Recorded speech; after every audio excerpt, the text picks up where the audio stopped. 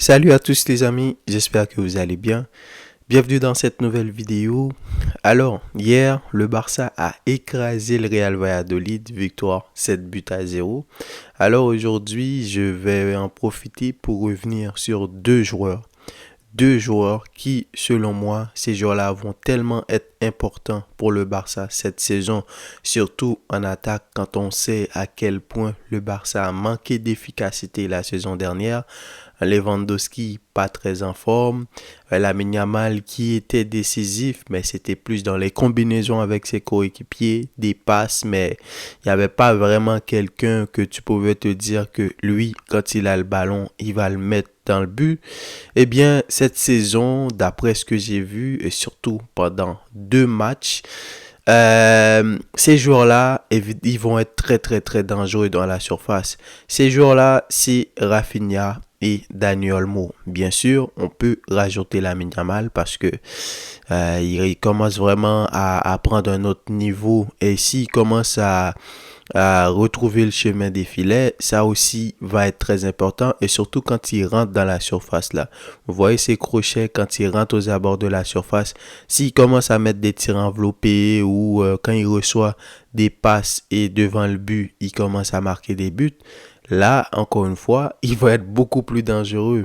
Je commence par Rafinha, qui pour moi est le joueur le plus décisif du Barça depuis le début de la saison. Euh, Contre le premier match, c'était contre Valence. Rafinha a participé sur le premier but. C'est lui qui a fait la transversale là, pour Baldé, qui du coup Baldé a centré et après Lamine Yamal a donné Lewandowski, etc. Le deuxième but, c'est sur lui qu'on a fait le penalty. Contre Bilbao, vous vous souvenez, la petite passe intérieure pour Pedri qui a centré et ensuite Lewandowski avait encore marqué. Moi, là, je parle des actions qui ont été concrétisées, mais si vous vous souvenez, le nombre de centres qu'il a fait, le nombre de buts que Lewandowski a raté, surtout, tous ces passes-là venaient de Rafinha. C'était Rayo Vallecano. Encore une fois, c'est lui qui a fait la combinaison avec Pedri pour le premier but. Pour le premier but du Barça, vous vous souvenez, le but de l'égalisation de Pedri. Euh, Hier, non seulement il a marqué 3 buts, il a fait au moins 2 passes décisives. C'est lui qui a fait la passe pour Ferran Torres. Le but d'Olmo, c'est lui qui était sur l'action. Le corner pour Koundé, c'est lui qui a tiré le corner.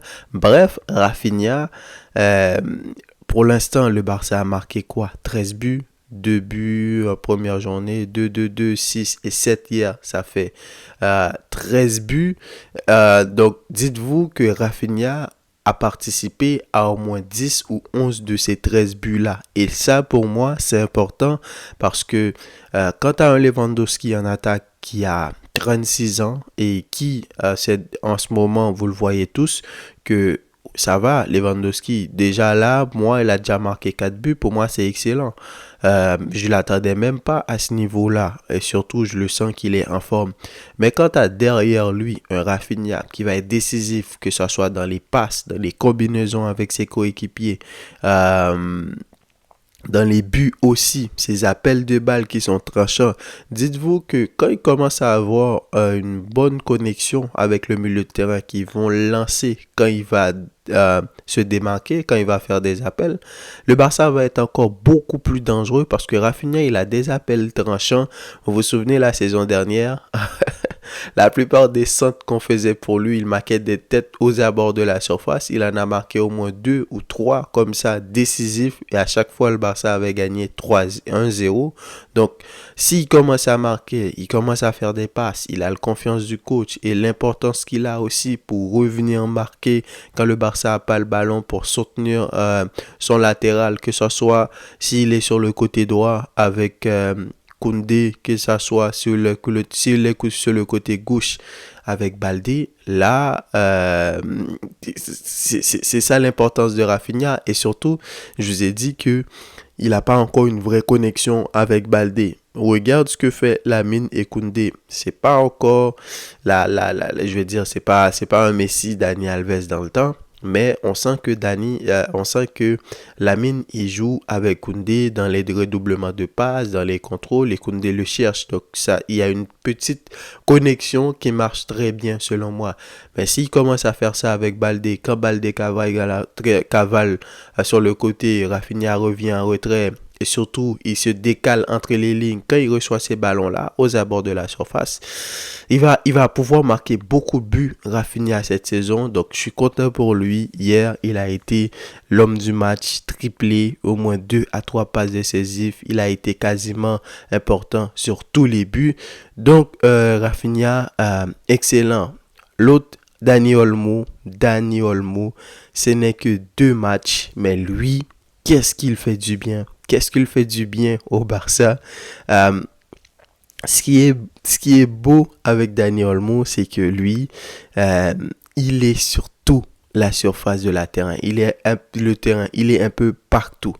Je ne sais pas si vous avez remarqué, quand Pedri est sorti, donc il y avait Pedri et Casado sont sortis, il y avait Eric Garcia, il y avait Firmin, même si Firmin, il a cette capacité-là, balle au pied, de sortir le ballon, etc.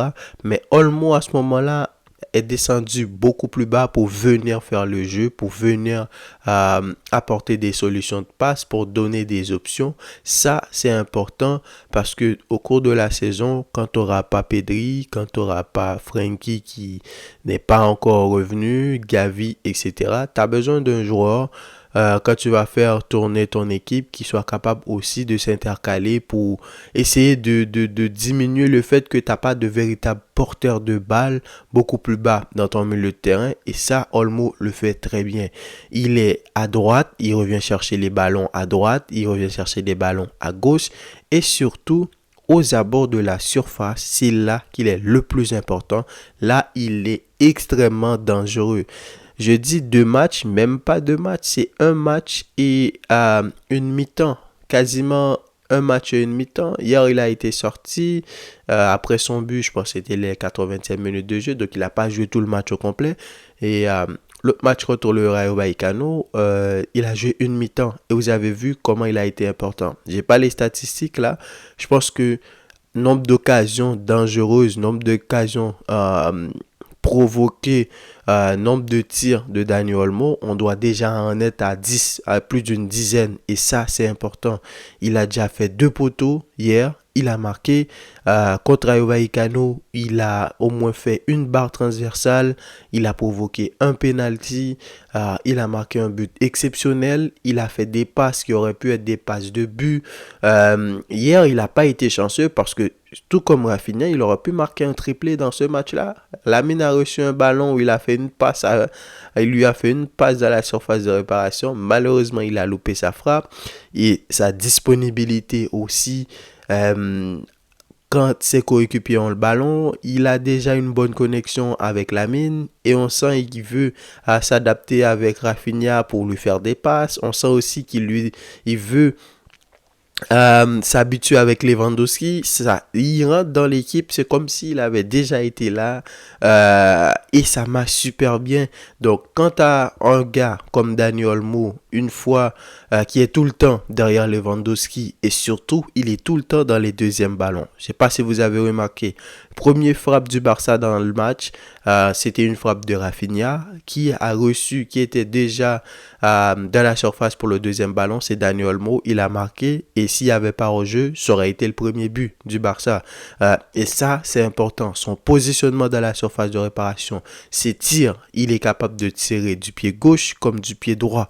Donc ça, un Dani Olmo et un Rafinha aux abords de la surface, pour moi, ça rend le Barça extrêmement dangereux. Et si tu rajoutes Lewandowski qui est dans un grand jour, donc là, je suis posé, je sais que par match, on aura au moins un minimum de 2 buts et on aura beaucoup d'actions construites. Évidemment, quand tu vas jouer contre des grandes équipes qui vont avoir une défense beaucoup plus compacte et qui pourront peut-être commencer à te marquer des buts parce que quand même derrière c'est quand même faible, c'est Casado, c'est Pedri, etc. pendant la Ligue des Champions, ça va être compliqué. Mais si tu es capable de compter sur ces gars-là qui vont revenir chercher des ballons, qui vont pas se plaigner pour revenir dans défendre et qui surtout aux abords de la surface sont très dangereux, euh, c'est excellent. Lamine Yamal, je vous le disais, lui, c'est dans les dribbles. Quand il déstabilise la défense, est capable de prendre à lui tout seul un, deux, trois joueurs. Vous avez vu la passe qu'il a fait pour Rafinha hier. Il a créé son action tout seul. Il rentre il rentre au milieu de terrain, petit crochet intérieur, petit crochet extérieur pour laisser passer Rafinha. Ensuite, il se rabat vers l'intérieur.